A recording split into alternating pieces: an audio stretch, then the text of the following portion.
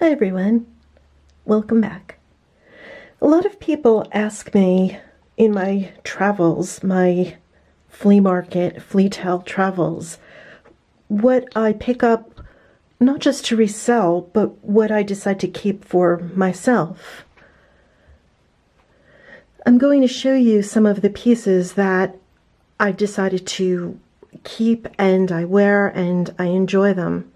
Now, I've been collecting for a number of years, and I've held on to pieces and sold them when I decided they weren't really my look anymore.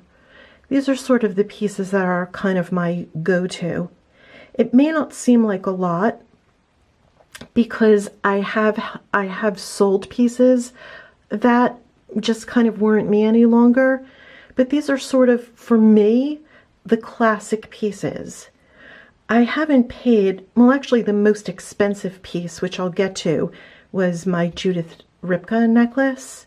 Everything I've gotten a really good deal on, and I'll tell you what I paid for them and what they would sell for retail and perhaps online, such as eBay. So the first piece that I'm going to tell you about is this really cool, really interesting bracelet. Her name is Jess Mihari. She designed for the Sundance catalog. That was a Robert Redford, a catalog that I believe he started.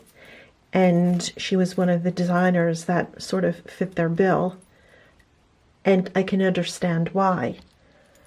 This wonderful piece, which is really heavy in weight, has so many wonderful, sort of magical, interesting, affirming, positive message. I don't know if you can kind of zero in on any of these charms in particular. She uses a lot of hearts and birds and just really wonderful, wonderful things. Actually, this is my display. I'll even show you sort of what it looks like on the display. Doesn't that look nice? A necklace like, or I'm sorry, a bracelet like this, which is a toggle clasp, would sell on her site for probably, believe it or not, at sterling silver with a nice weight, for about $990. I paid $5 for it at a flea market. I wasn't really sure what it was when I purchased it, although I'm pretty good. I couldn't tell whether it was silver or not because it really isn't marked anywhere, but it just seemed familiar to me and it felt right. So I purchased it for $5. And again, that $900 is a retail price, but even online, something like this might be about $300 or so dollars. But I like it, so the price doesn't matter. It's like anything in art, if you can afford it, you buy what you like, and I like this piece. The next piece that I have is this sterling silver bracelet. This is by a company called Unoaerre, and they make a lot of really interesting silver jewelry, gold jewelry, larger pieces, smaller pieces. This is just a really classic chain with a wonderful clasp. It's not solid, but it has a nice heavy feel to it and just combines really well with all of my other pieces. This next piece of jewelry, although not all sterling, it's Chinese. Vintage Chinese. It has a sterling clasp. It's double knotted in between. This color to me was just kind of amazing, and I'm a Sagittarius, and one of the positive or fortuitous semi-precious stones that a Sagittarian can wear is turquoise. So for several reasons I like it. Again, I wear this as a necklace, but I just really, really like it. There's a closer look at the clasp.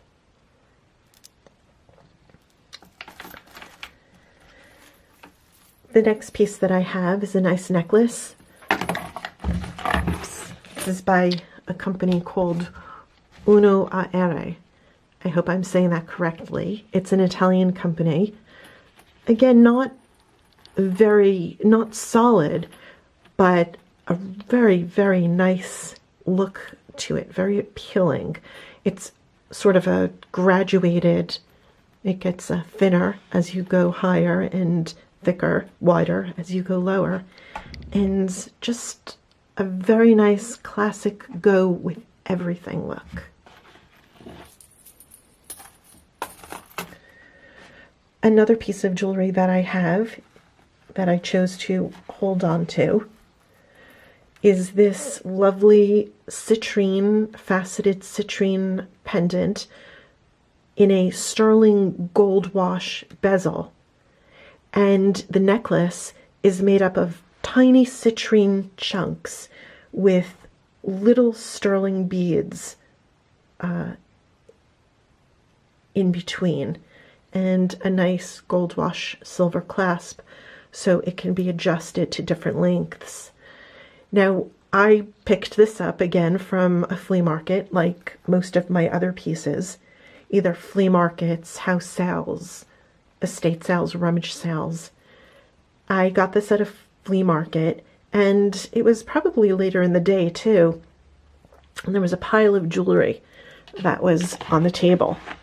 And there was something about the stone that just sort of spoke to me. And I pulled it out and I turned around, and even though I'm familiar with a lot of jewelry designers, I really didn't know who she was. And so I did a little research on her, and I saw that her things sell in Neiman Marcus for sort of in the $500 price range. So I thought, wow, that's a really nice piece of jewelry. But again, I like it because I like it and not because of what it retails for. The next piece of jewelry, which was in one of my other videos recently, was this Return to Tiffany Company bracelet. It's sterling, it's classic, it goes with everything, it's sort of timeless, has a nice weight. And I don't keep many pieces, but I decided to keep this piece because I wear it with its counterpart, which is this sterling Tiffany Company bracelet. Now, this one, this sterling bracelet I got, as you saw in one of the poundage of jewelry bags. It was just sitting in there. I cleaned it up a little bit.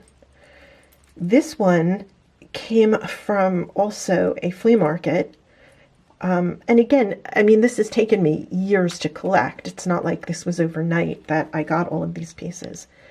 But this one I also got from a flea market. And everything was right about it. Sterling. Everything here has been tested and researched to make sure the lettering is correct. And this was, I think, $2.50. So, and they look really nice together too. Here, I'll just show you one on my model over here.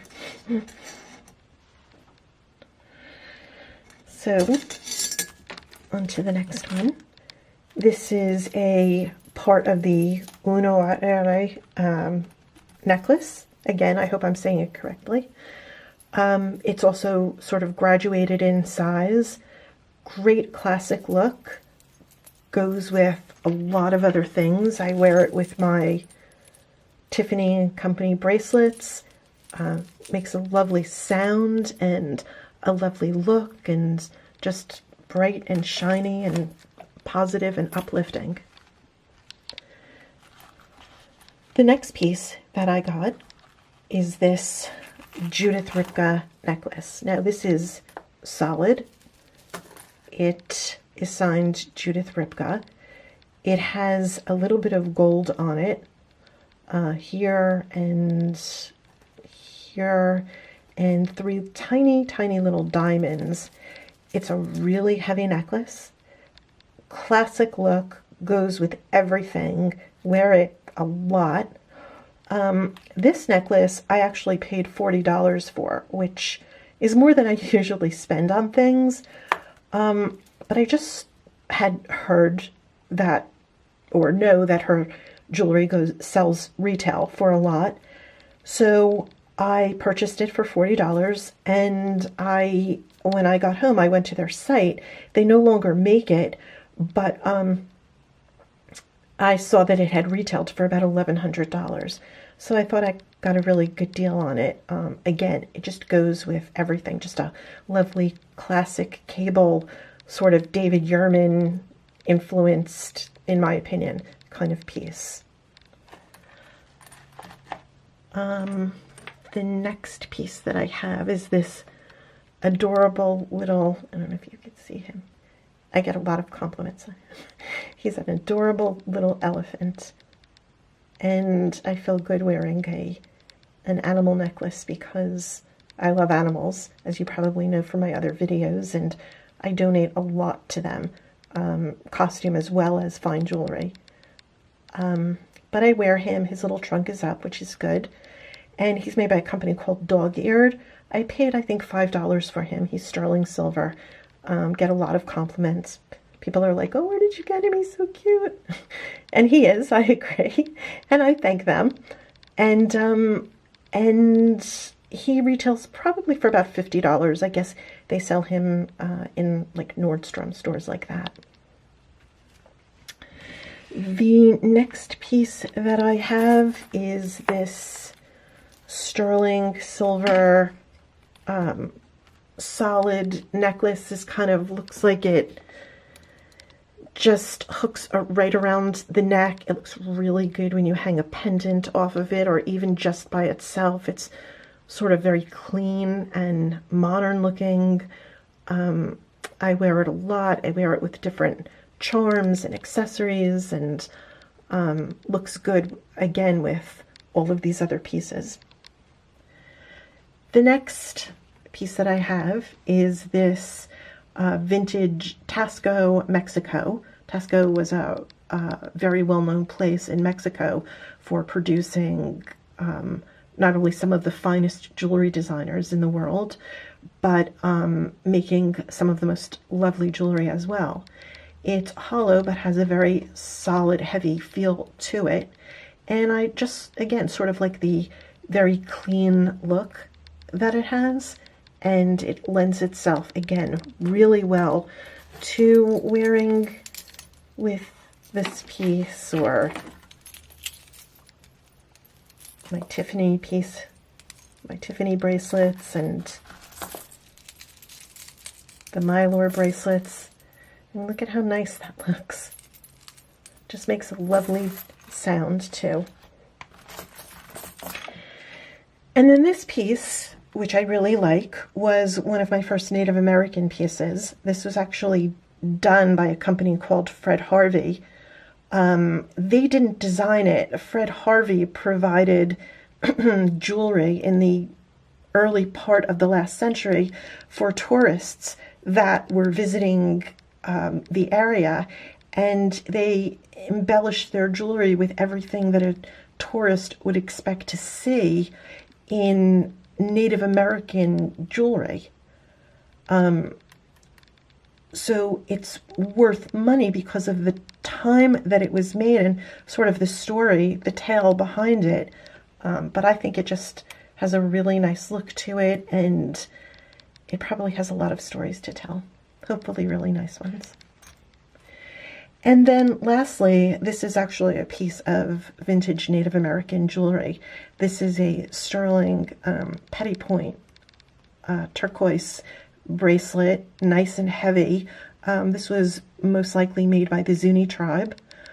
Again, just has a really, really nice look and nice sound. And so that's pretty much my sterling collection. Again, buy what you can afford, but buy what you like. And I hope you've enjoyed my sterling silver jewelry tale, and tune into more of my stories. Thank you.